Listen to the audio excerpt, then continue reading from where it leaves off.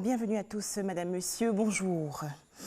Début aujourd'hui en Côte d'Ivoire des épreuves orales du brevet d'études du premier cycle 2019, le BPC. Les centres d'examen ont ouvert leurs portes dès 7h30 ce matin sur toute l'étendue du territoire national. Les élèves des classes de 3e seront interrogés sur des textes en anglais. Direction Genève en Suisse, ouverture hier de la 108e conférence internationale du travail. Objectif, adopter les normes en matière de travail, d'emploi et de protection sociale, tout en déterminant les grandes orientations et principes devant gouverner le monde du travail. La Côte d'Ivoire est représentée par son vice-président Daniel Cablan-Duncan. 108e conférence internationale du travail à Genève en Suisse. Le vice-président ivoirien Daniel Cablan-Duncan a présenté les efforts de son pays, la Côte d'Ivoire, aux Nations Unies. Nous l'écoutons. C'est avec un insigne honneur et un grand plaisir que je prends part au nom du président de la République de Côte d'Ivoire, son Excellence M. Alassane Ouattara, à la célébration du centenaire de l'Organisation internationale du travail, en abrégé OIT. Je voudrais de prime abord saisir l'opportunité que m'offre cette auguste tribune pour vous transmettre ces chaleureuses salutations et ces vives félicitations pour la célébration de cet important événement qui marque un moment historique dans la vie de notre organisation commune, la première institution spécialisée du système des Nations Unies, fondé en avril 1919. Qu'il me soit permis ensuite d'adresser au mandant tripartite, ainsi donc à M. Guy Ryder, directeur général du BIT, et l'ensemble du personnel de l'organisation, les félicitations du président de la République et du gouvernement ivoirien pour les avancées remarquables réalisées dans le monde du travail au cours du premier siècle de son existence.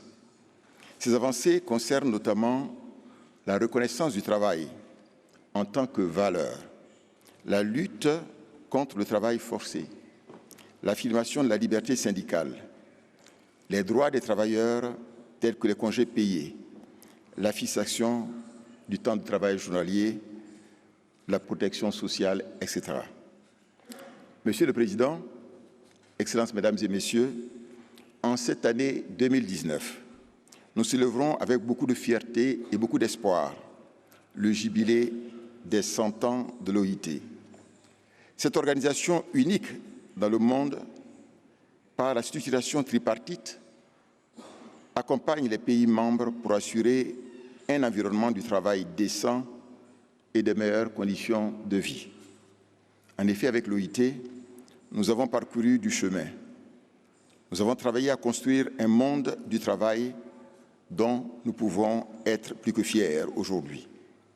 Des principes fondamentaux ont été identifiés et nous servent de socle pour l'édification de ce monde que nous voulons plus juste, plus sûr, plus enclin à préserver la dignité humaine et à garantir l'épanouissement pour tous.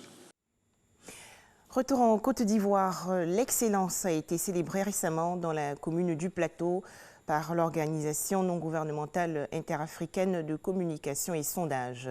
C'est la Direction générale du Trésor qui a été récompensée. Cette structure a reçu 3 prix. Il récompense sur le plan régional et national la bonne gestion et les performances de la Direction générale du Trésor au titre de l'année 2018-2019. Le Mali sous le choc. Le gouvernement malien a affirmé hier lundi la mort de 95 personnes dans l'attaque d'un village d'Ogon du centre du pays. Les autorités maliennes font également état de 19 villageois portés disparus. Elles soupçonnent que l'attaque a été menée par des terroristes. En République démocratique du Congo, la classe politique s'indigne après qu'une enquête ait affirmé qu'une entreprise israélienne de renseignement privé aurait passé de longs mois à espionner les responsables de l'opposition, et cela à la demande du président d'alors, Joseph Kabila. Enfin, au Royaume-Uni, début aujourd'hui de la campagne pour le poste de chef du Parti conservateur britannique. 10 candidats en lice. Ils ont officiellement déposé hier leur candidature. Le successeur de la première ministre Theresa May sera choisi d'ici fin juillet 2019. Voilà, je vous retrouve à 13h. Ce sera le journal.